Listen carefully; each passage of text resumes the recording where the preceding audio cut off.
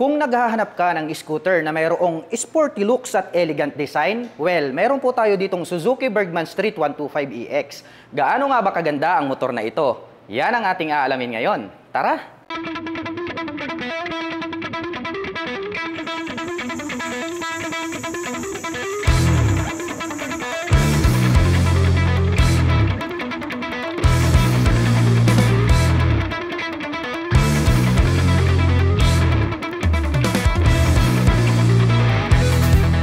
Pagdating sa kanyang physical appearance mga ka-LM, talagang very attractive itong kanilang Suzuki Bergman Street 125EX. Dito pa lang sa gitna makikita natin agad itong kanilang Suzuki logo na naka-emboss rito. So nandirito siya sa center.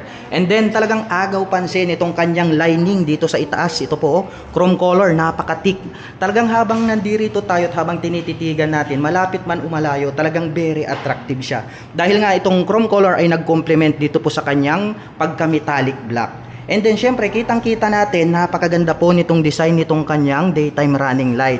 Anyway, yung position po ng kanyang lighting nandirito sa ibaba, nakikita natin na nagkaroon po siya ng 3 partition. So makikita natin agad na ito po ay nagkaroon ng high beam at low beam. And then crescent moon yung kanyang pagkaka-design dito sa kanyang headlight. At dito naman po sa itaas makikita natin dito itong kanyang cute na little visor. So yung ginamit naman po nila rito is clear. And then naka-built-in po yan, integrated. So hindi po siya adjustable. Well, ang ganda nung kanyang pagkakaroon ng visor dyan sa gitna. Kasi nga, kung inyong makikita, talagang dagdag pogi points para sa kanyang overall physical appearance.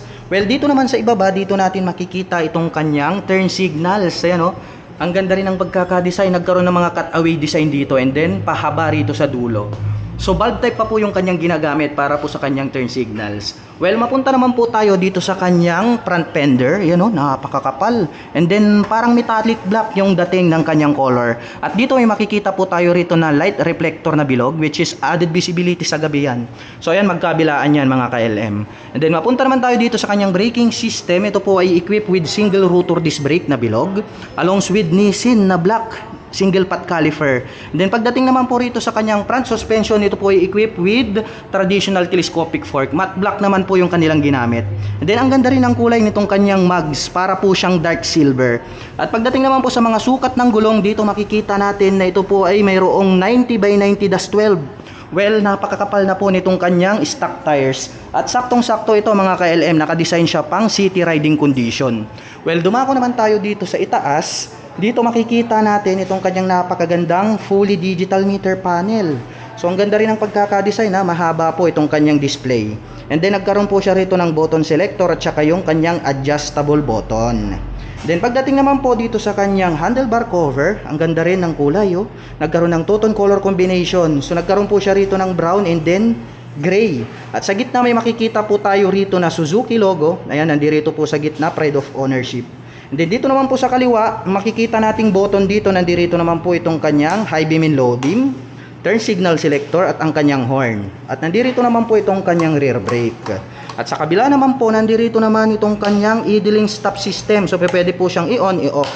Ang kagandahan naman po ng ating scooter, mayroon na po itong idling stop system.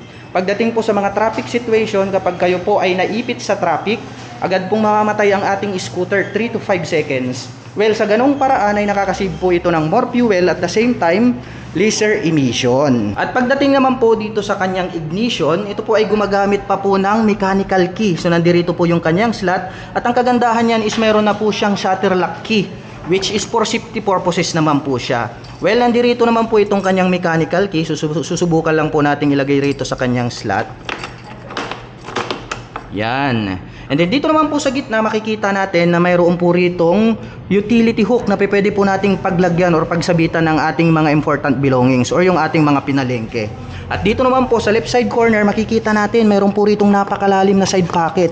So pwede po tayo ritong maglagay ng mga coins, no? Pwede rin yung ating mobile phones. At the same time yung bottled of waters, lalong-lalo na kapag tayo po ay naglo-long rides.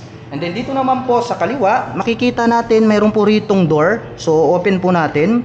Ayan, so spacious din oh. Mahaba, pahaba po yung kanyang size. So pwede po tayong maglagay rito ng ating mga gloves at the same time mobile phone.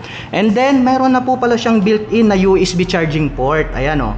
So para po doon sa mga kababayan natin na mahilig mag long rides, ideal po ito pang long rides, dahil nga po kapag malayo ang inyong pinupuntahan, nating to worry about kapag nalobat ang inyong mobile phone. Dahil pwede po kayong mag-recharge anytime, anywhere. And then dito naman po sa ibaba, napakaganda ng pagkaka-design nitong kanyang footboard. So nagkaroon pala siya rito ng extended footboard mga ka-LM.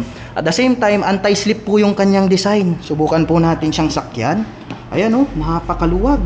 At the same time, pwede ka pang mag-cruising style. Kapag halimbawa nangangalay na po yung iyong paa, pwede po tayong mag-extend. Ayan o.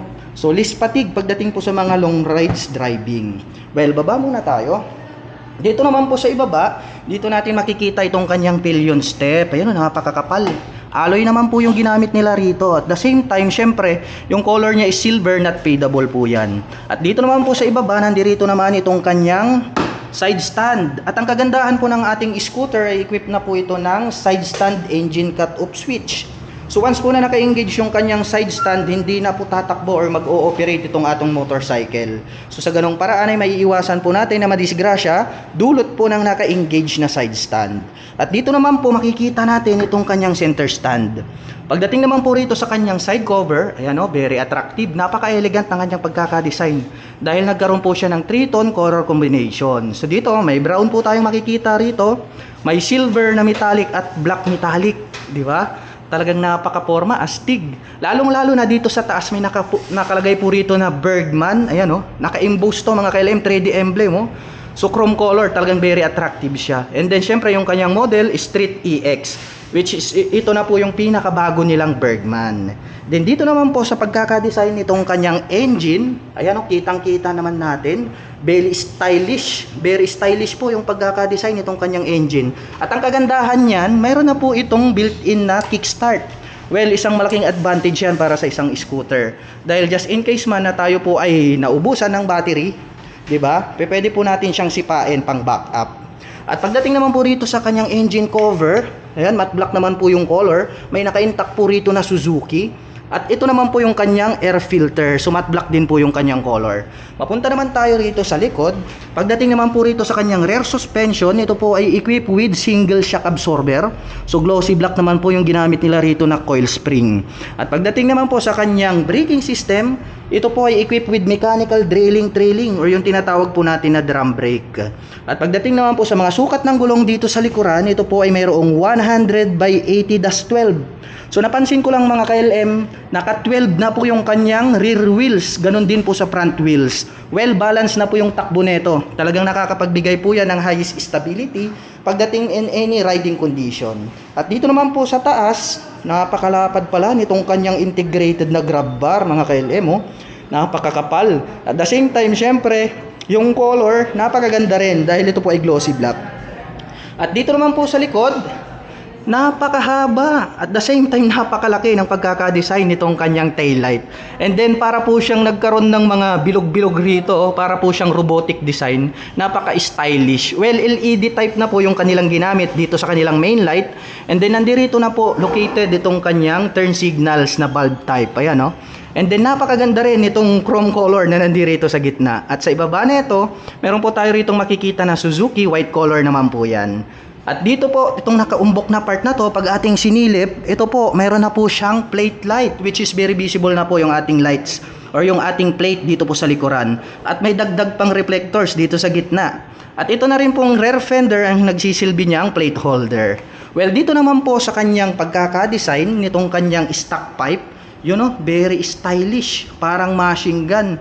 Dito nagkaroon ng deep lines at the same time parang nagkaroon ng touch ng carbon, tapos nagkaroon po siya ng dual tone color combination. Ang ganda ng design nitong kanyang stock na protection. At the same time yung kanyang tip, ayan oh, very attractive din dahil nga po ito ay silver color. So ang ganda ng complement nitong kanyang colors. So talagang nagre-reflect. And then dito naman po may makikita po tayo rito na ASP, which is Suzuki Eco Performance Alpha. So ang pagkaka-design po ng kanyang engine ay naka-ASP na po siya. So meaning to say, ang atin pong Suzuki Bergman Street 125 ay nakakapag-provide po ng more power, less fuel, at less emission. Well, mapunta naman po tayo rito sa kanyang upuan. Napakalapad mga ka-LM. So kahit na anong size, talagang very fit. And then, very premium looks itong kanyang seat cover dahil nagkaroon po ito ng two-tone color combination. So matte black po rito. And then brown naman po rito sa gitna, which is para po siyang leather type, no? Napakalambot din, which is yung comfortability nandirito. Well, ngayon naman mga ka-LM, subukan nating buksan para makita naman natin itong kanyang underseat compartment. So press lang natin itong kanyang mechanical key. Yun. So narinig naman natin, nag-click na, meaning to say is bukas na po siya. Yun. Napakalawak at napakalalim din itong kanyang underseat compartment. Well, marami na po tayo ritong mailalagay ng mga personal belongings. At the same time, kung gusto nyong mag-joyride or di kaya mag-long ride, di ba? Marami tayong madadala.